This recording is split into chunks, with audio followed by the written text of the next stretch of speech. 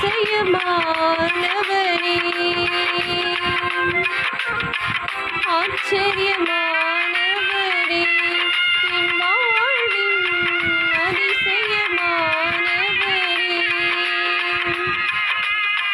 என் வாழ்விலே நீ பாராட்டிட தயவுக்கெல்லாம் நான் பாத்திரனல்ல.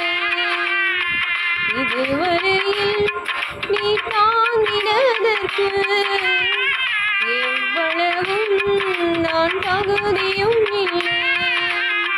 மாறாமல்